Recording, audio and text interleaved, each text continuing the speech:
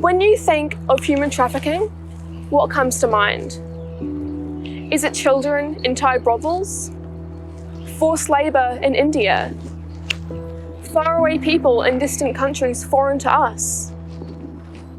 But do you picture the restaurant worker who served you last week? Do you think of a person working at your local liquor store? Do you think of the fruit that you eat from New Zealand supermarkets? Human trafficking happens here, and it looks a lot different from what you might think. So at Migrant Workers Association, we've been trying to help migrant workers on temporary visas for the last 10 or so years. So our mission and purpose is to make temporary work visa holders more aware of their work rights in New Zealand, and also to provide support, pastoral care and representation to workers who find themselves in exploitative situations through no fault of their own. We are a campaigning and advocacy organisation. We do trainings and workshops. We provide resources for young people. We have our online web reporting tool and then link in with relevant government agencies. Our mission is for all children in Aotearoa to be free from commercial sexual exploitation. So for no child here to be bought or sold or used for sex.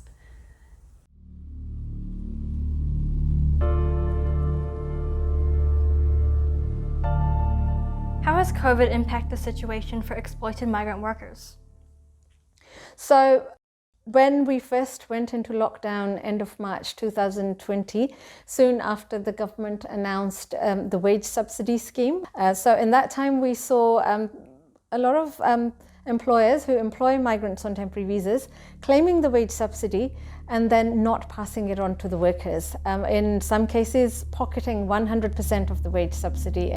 We also saw cases of where the workers were forced to work during lockdowns when the businesses should not even have been operating. The usual carried on, which we'd been seeing previous to COVID lockdowns, but then these thieving employers found these new ways of exploiting the workers. COVID has had a really big impact on this because in New Zealand, COVID has increased people's vulnerability and how at risk they might be to this type of exploitation. Perpetrators and traffickers really do exploit any vulnerabilities they see in people. And so with increased poverty and inequity, we're seeing more young people at risk. We're also seeing more young people online. And at the moment, that's where a lot of exploitation happens. As New Zealanders, we have many misconceptions about trafficking and exploitation. Most of us only recognise human trafficking in movies and TV shows, but the reality can be much different. Exploitation of migrants comes in all forms, shapes and sizes. It can be anything from people being verbally abused, physically abused, their partners or family members being threatened. More often than not, workers would be earning well below the legal minimum wage in New Zealand, not getting paid rest breaks, meal breaks, being forced to work while they're sick. We've had some very severe cases where people have also gone and terminated their pregnancies because threats being, if you don't carry on working, I will fire you. A lot of pain, abuse, threats, and the ultimate threat being, if you don't comply with my instructions, I will have your visa cancelled and then I'll have you deported back to your home country. To be honest, while well-intended, the public don't know a whole lot about sexual exploitation in particular, and it looks quite different to what people are expecting. Sexual exploitation and trafficking for sexual purposes in New Zealand looks usually much more like family violence. It doesn't look the way it does in the movies. There's also more domestic trafficking in New Zealand than there is international trafficking when it's for sexual purposes. Okay, so the biggest misconceptions, I think, is number one, that people don't understand or are not aware or don't believe that it happens in New Zealand. And I think if you look at the 4 investigations and prosecutions that we've done in New Zealand to date, and the level of seriousness within those investigations that are often accompanied by really serious violence, I think that shows us that, unfortunately, serious exploitation and trafficking is in New Zealand. I think the other big misconception that people have is that it can only affect migrants. That is absolutely incorrect. So people, residents and citizens in New Zealand can be trafficked. They can be trafficked within New Zealand as well. So it doesn't only have to be a cross-border exercise.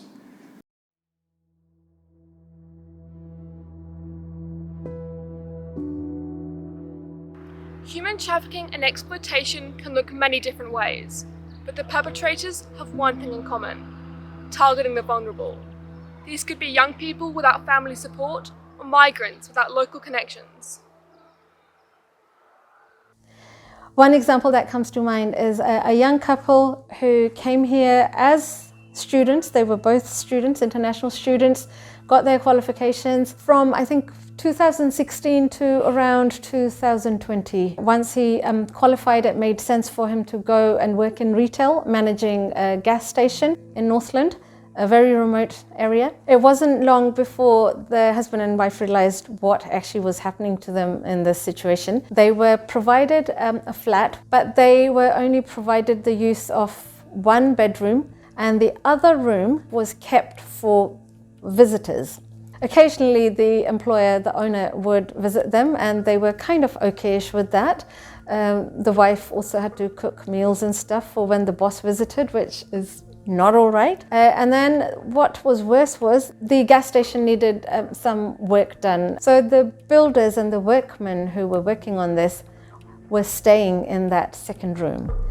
Now, these are complete strangers to the couple, and that was definitely, according to employment law, is not okay. So now in this whole thing, the husband was the only employee who had an employment agreement, was paid properly. The wife was totally undocumented when it came to employment, so she was working for free.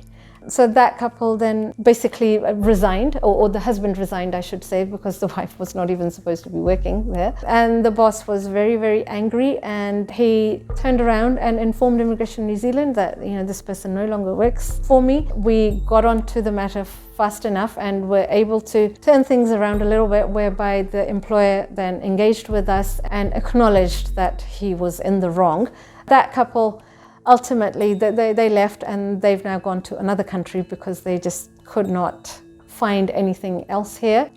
More often than not, migrant workers are very scared to speak up about their exploitation because New Zealand is a small country, business community is small. The employers can sometimes talk to each other, bad-mouthing workers who stand up for their rights. So in the end, they had to leave and go to another country and try to find a life there. Just a couple of days ago, I heard about 2 girls, 15, 16 years old, in the Hawke's Bay, and they were encouraged to join a man in a hotel room and dress up in lingerie that he provided, and he took photos of them and gave them $500 each. And that's really hard to hear, not least because they don't seem to realize maybe that they're being exploited. They think, I was comfortable with that, and I got $500 for it, and that's money I want and need, and I at least got to keep my underwear on. Maybe that's what they're thinking, I'm not sure. They don't necessarily see the exploitative component to that, and yet we don't know where those photos are going to end up. I mean, most likely they're going to be all over the internet and the dark web and things, and someone's going to be profiting off those girls' need for a bit of money or their vulnerability. So we have a web reporting tool where people, if they come across something online that is sexual abuse of a young person that's been photographed or recorded, they can let us know about it. They submit it through our web reporting tool, and that then gets passed on to the Department of Internal Affairs investigators. What we do know is that It's even babies and toddlers that sometimes are abused in these web reports that come through to us. And what's really distressing is the detectives chase it up and try and find out who the victims are and who the perpetrators are, and try and stop it being shared further online, and try and remove it from websites. And sometimes you see the same person crops up again and again over the years in new sexual abuse imagery, new video content of them being sexually abused. And that is what is so heartbreaking. It's an ongoing thing. For these young people, it's their reality.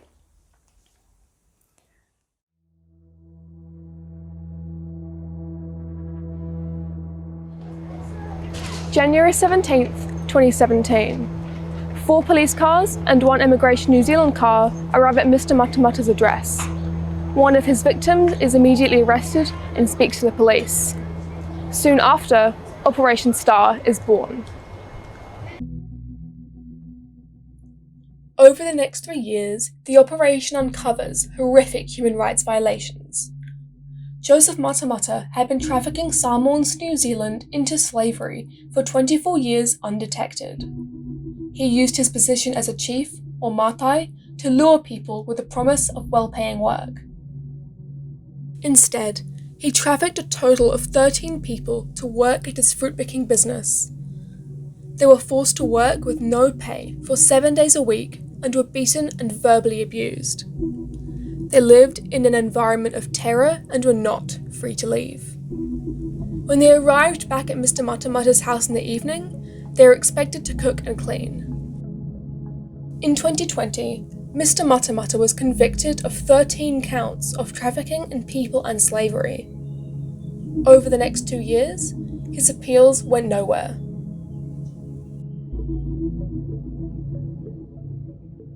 So my role was, as National Manager, to oversee, direct and add advice to an investigation team that was led by a manager, a number of senior investigators and investigators. So with the seriousness and the length of this case, how is it that it took 20 years for anyone to notice what was happening?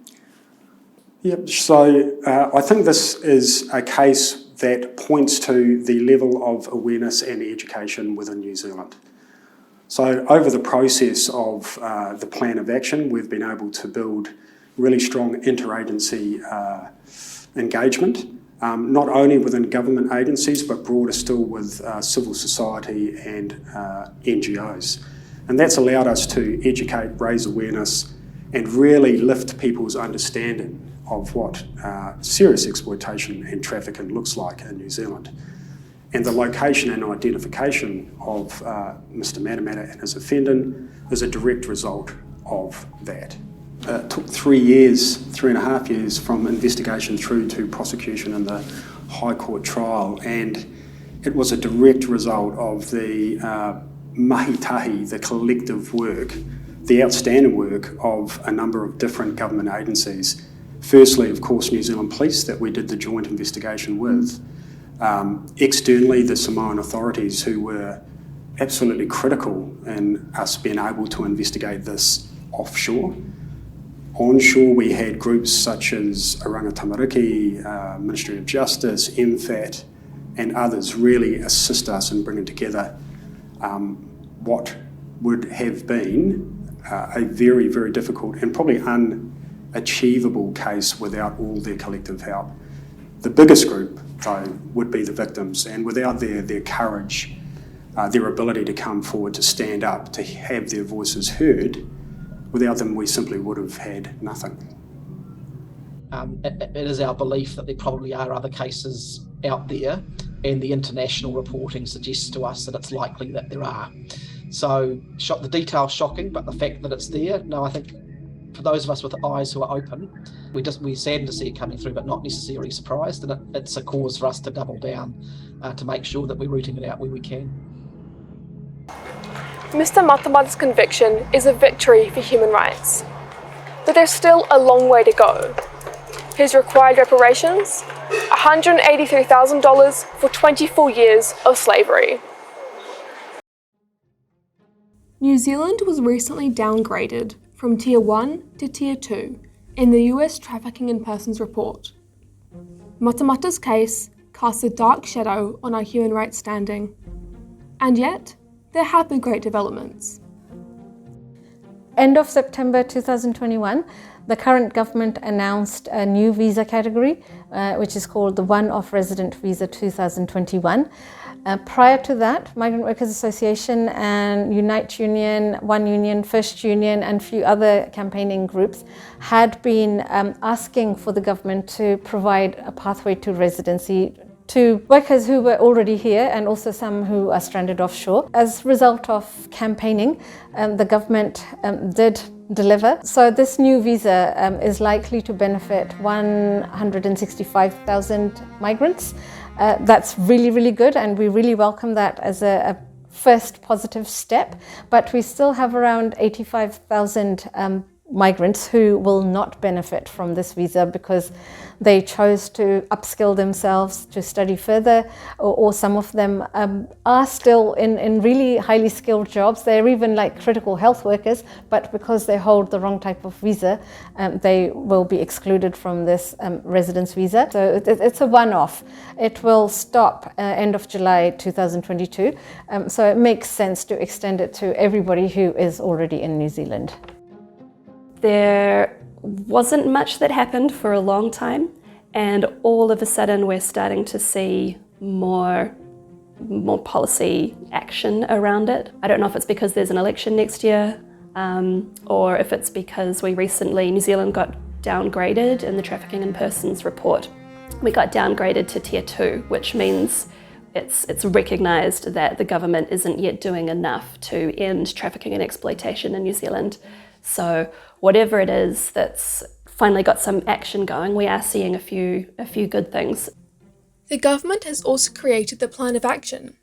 It involves all of government working to combat human trafficking, forced labour and slavery in Aotearoa. There are three main focus areas. The first is prevention, to stop forced labour and people trafficking. Actions include providing information and training to frontline workers to identify people trafficking. The second is protection, to identify and provide protection for current and potential victims. This includes using oranga tamariki to provide victim support. The third focus is enforcement, to prosecute traffickers and people who exploit others.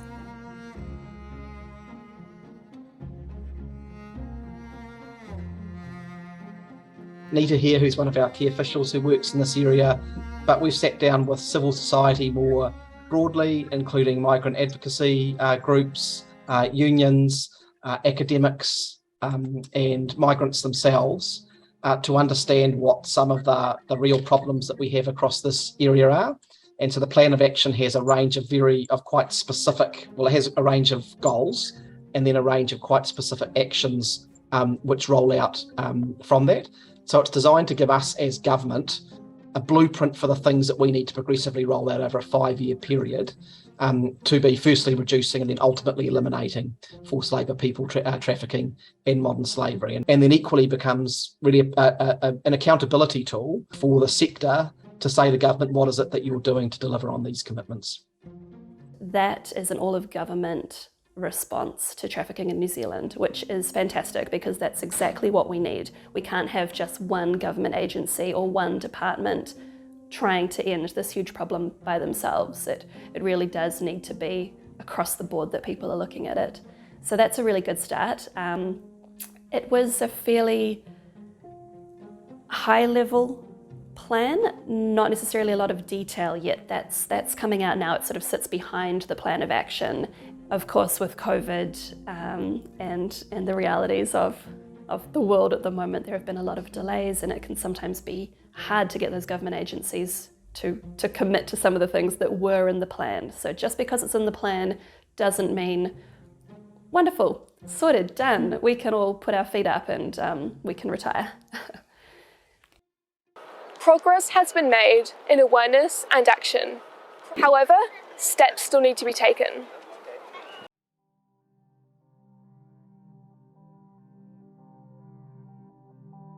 So So I earlier mentioned how the visas are attached to the employers and the worker can only work for that employer only in that specific location. So that's how restrictive it is. The new visa that will start in July 2022 is called Accredited Employer Work Visa. That has slightly more checks and balances in place where Immigration New Zealand will have to verify that the employer has no past record of wrongdoing or exploitation. The bottom line is that employer still has to support and sponsor the employee. The risk of exploitation is still there, so we ask the government to write that visa category off. Just do simple, straightforward work visas for people based on their skills, their education and their experience, but there is absolutely no need to attach our workers to employers. We really need to look at prevention rather than firefighting at the other end. Of course, people that like our money to do this work often comes from donations and grant funders, that kind of thing, and they need to see where the money's gone, and so they like to see numbers to show, like the number of children that have benefited and that are now safe and that kind of thing. And it's so difficult to get those numbers, but also if we can help even one child not get into a situation like that in the first place, for me that's worth doing. Particularly if we can prevent it. I know oftentimes there's a lot of attention on the emergency response and getting kids out of this situation and throwing perpetrators in jail as though that's the solution here. And of course it's not. We need the education, the awareness, we need the prevention, we need young people to know how to stay safe online. Something else that we're starting to see, but it would be good to see more of, is seeing trafficking and sexual exploitation addressed within the framework of family violence and sexual violence. And so there was the recently released strategy around that with Minister Davidson, and that includes online exploitation, which is fantastic, and it includes the commercial sexual exploitation of children, which is a long, wordy, academic sounding term, but it's exactly what we need to be working on. And it's not just about rescuing young people from brothels. Sometimes it's just getting good things in place so that children are safe in their own homes.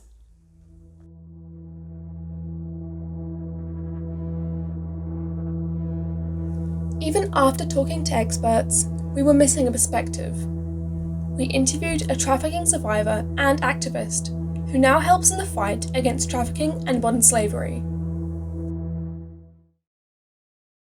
When I was a child, I was kidnapped outside my home overseas, and then I was held for ransom for a short time, but long enough essentially to know that if my family didn't somehow escape together the ransom, I was going to be sold in a land for slavery or the sex trade. So I think the thing about that type of complex trauma, big life event, is that it has a way of attracting other events into your life. Like, I guess sometime after, not that long after, I also experienced sexual trauma, and there were a series of other events that kind of all compounded the issues, that surrounded that happening to me and my family. So I think it has a way of, like attracting like, and having that sort of follow you and become a part of your journey. And then when I was eventually diagnosed with PTSD, I have a form of PTSD that is considered a disability. So I experienced trauma-induced syncope, which is where I faint from extreme stress. Thankfully that hasn't happened in some time, but they can happen at any point in my life, and that's pretty much permanent. So yeah, I live with it forever. That I'm involved in is around creating the policy and processes for working with survivors to tell their stories so that we can get the message out there, because we don't currently have sufficient statistics and reporting processes for trafficking victims. So we need to create a framework where if people do step forward, they can do so safely, and the policy is created by a trafficking survivor. So it covers those nuances that are needed for policy. Victims or victim survivors or survivor, whatever label you're at in your life, or if you don't have one, that's fine too. But for anyone who may watch this, I guess I want them to see that there is hope for a future, a better future, one where there isn't this kind of shadow following you around for your life. I say that after I just mentioned that I have a disability, but it didn't stop me from becoming an advocate, it didn't stop me from changing my story. So I guess what I'm saying is if you step forward, help will be available, and if it's not immediately around you in your network, then reach out to the organizations that deal with trafficking, because if it doesn't find its way to me, it'll find its way to someone else, and we'll do our best to help.